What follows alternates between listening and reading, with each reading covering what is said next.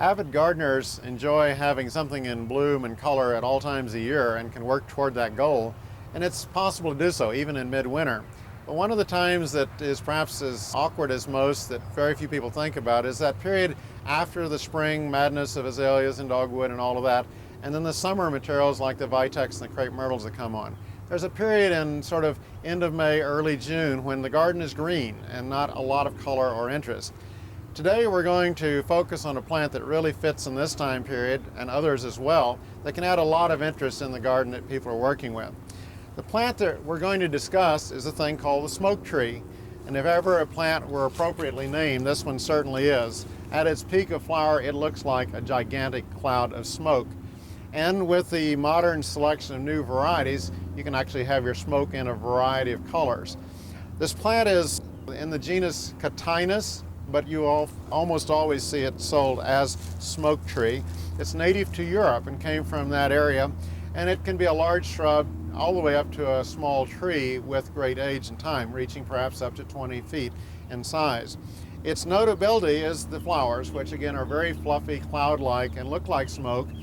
And then as they stay on the tree, they actually end up drying there and last for many, many months in the landscape, all the way into the fall. So you get a long season of interest from that part of the plant. Now, as with most of our ornamental plants, breeders and hybridizers have worked with these, and now we have quite a range of different types, often not common. You may have to hunt for them or go through specially mail order firms that go beyond the normal sort of green foliage and sort of pale gray to pale purple type of flowers. Today we also have deep purple foliage cultivars that have just wonderful color on them in the garden. And then the smoke itself begins to come in different colors. We have a full range from pink into pale lavender, into reds, into a very deep purple of color, and various combinations of the foliage with those flowers. So you can sort of design the color in your garden and get a lot of excitement. Now, they are versatile in the fact that they can be grown or handled in a variety of ways. They will, if left sort of unmanaged or untouched, become large shrubs, generally multiple trunk, and will get, as I say, on up into some height. But they do flower on new wood, which means that you can really prune them to any size that you'd like a crepe myrtle.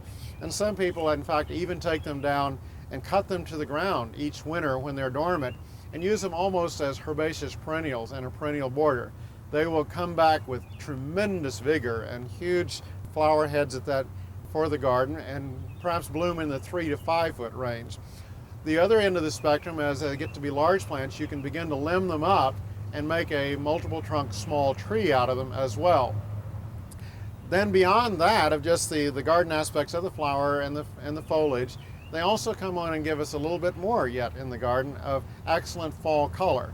They are brilliant orange and reds in the fall, and they will last on the plant for a long time, so useful at that time as well. Now, I mentioned that the one that we commonly see is from Europe. There is also an American smoke tree, which is much less commonly seen, but certainly worth looking for. It is in the trade through specialty nursery firms. It differs in that it gets much larger. It actually, I have seen trees of it up in the 60 to 70 foot range with time, making sort of nice trunks on it. And it's probably the more spectacular one for fall color.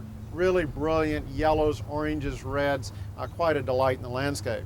So for the gardener, they offer a great diversity in plant types. We also find that they are almost completely pest-free. Nothing seems to ever bother them. They'll grow in all kinds of climate, from Florida all the way up into New York. Certainly they will grow very well anywhere in North Carolina. So look for one, again, in garden centers in that early summertime. They are showy. Most garden centers will carry at least one of them. And if you get intrigued and want to go further beyond that, start looking at maybe some of the specialty mail order catalogs that might have some of the unusual cultivars. Certainly a plant for all of North Carolina for all seasons of the year.